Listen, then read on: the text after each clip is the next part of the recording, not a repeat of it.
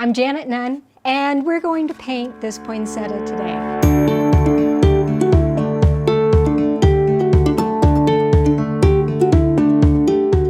It's so fun to paint. First of all, the drawing is so easy. You use a Sharpie, and you use some note cards that are watercolor note cards. And tape them on a board with just regular Scotch tape. It makes it super duper easy. Then for the painting part, with these Doc Martens paints, we're going to use maybe 5 colors. In this particular one, I used Hansa Yellow Deep, Brilliant Cad Red, Alizarin Crimson, Sap Green, and Phthalo Blue. Those are the colors. However, poinsettias come in all different colors. This one has a little bit more orange. There's more red ones. There's even blue ones. So you can use these colors thinking light, medium, and dark, and you can do the same lesson with different colors. One other thing that you're gonna need is wax paper. That's our brush. You're gonna crump it up, and it makes a wonderful way to get all of this texture. This mister is an olive oil mister that I put water in, and that's what activates the paint once it's on here. And it mixes it. You don't have to mix it. It's wonderful. We are going to use a brush, a watercolor brush that has a nice point, and we use that to paint around everything. And before you know it, you have this wonderful, beautiful poinsettia. Okay, let's get started. We're making the poinsettia, and the poinsettia starts with 5 circles. There's 5 circles. To the 5 circles, 10 sticks. Pretty darn easy. 2, 3, 4, 5, 6, 7, 8, 9, 10. From that, you want to make sure that you get some beautiful lines. So here's 1, 2, and those are just little parentheses is what I call them. 3, and they go right off these 10 sticks. And they go right off the paper too. And from those, each one of these gets an extra line, just for a line down the middle. And voila, there you go. You have your drawn poinsettia. Now we can paint. Okay, let's paint. The paint is these wonderful Dr. P.H. Martin's paints. I have light, medium, and dark. And let's start with this light. This is Hansa Deep Yellow. This next one is Brilliant Cad Red, which is a medium color, and the last one is Alizarin Crimson. Love that color.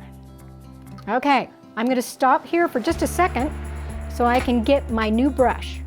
Here's a new brush. It is Reynolds Cut-Right paper. Now, to make this brush, you don't wanna crump it a lot. You wanna just crump it enough so you get all these beautiful shapes, and that is what we're going to use. Here's my brush, and I call this mushing. So it doesn't really matter, we're just making a mush. And then this is the Brilliant Cad Red, and the last is that Alizarin Crimson, which is just beautiful. Okay, I have it on there, but now I need to spread it. And this, it's an olive oil sprayer, but I just have water in it, just water. And what will happen is the water and the paint will all mix together when I spray it.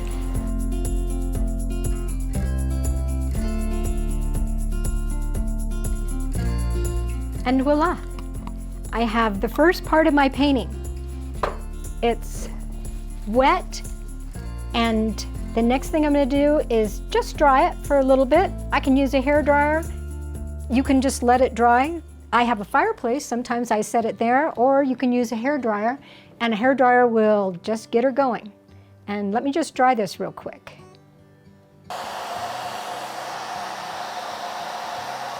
Okay, so this is dry. And in watercolor, it's perfect because we're going to layer on top of it. And the way we're going to layer is we're going to paint all the area around all of the poinsettia leaves. And with that, I'm going to use some sap green, and I'm going to put it right there. And I'm going to use some phthalo blue. Put it right there. And I'm going to continue to use all those colors. And I have a wonderful pointed watercolor brush. And let me just get ready. All I need is some water. That's why they call it watercolor. And just a little bit of water is perfect. So we're painting between all the leaves. And that texture that we created with the wax paper now is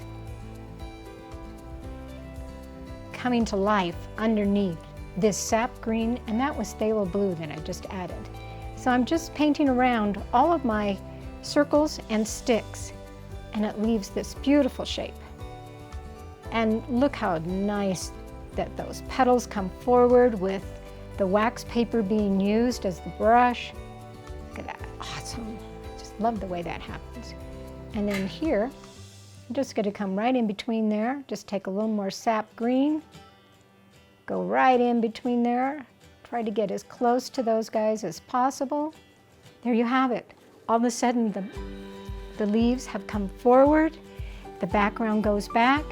I'm gonna go to the hairdryer one more time. Okay, so we're gonna grab our brush and we're gonna paint around the petals and the leaves this time, one more time. This is our last time up. And you could stop right there, and some people might want to stop right there, but I'm just gonna add, this is that phthalo blue and the sap green.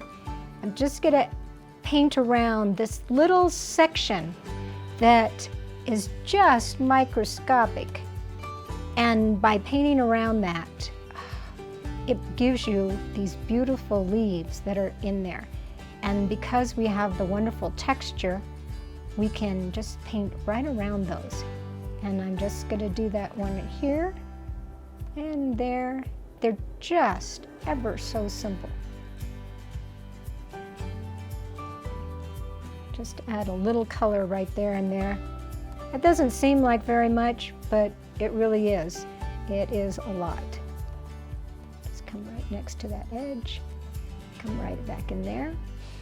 And you can see these beautiful leaves, but just to show everybody what they look like, let's just add a little line right there. And I think I'm going to add one little shadow just on this top side of that petal, and all the other ones don't need shadows. And I'm going to stop here. I'm going to dry it, and then I'm going to come back and finish it for everybody. We've painted the leaves, we painted around the leaves, we added shadow, and we can add a few little dimples in the center of the flower. However, I'm just going to stop here because I think this is a perfect stopping point. And you can tell that I have all this stuff that's on an edge, and it's really hard to frame in the piece. So the way I'm going to do it is I'm going to take off the tape. And when I take off the tape,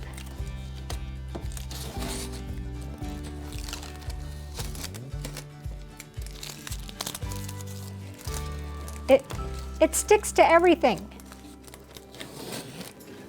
But now, look at that. Isn't that just gorgeous? The tape gives it its nice, wonderful border. You can see the circles, the sticks, and they've created all these beautiful flower shapes and leaf shapes. The next thing you need to do, and I tell everybody to do that, is to sign your name. And when you sign your name, I'm going to turn this all the way this way so I can really get an idea of how to sign it. And you are done.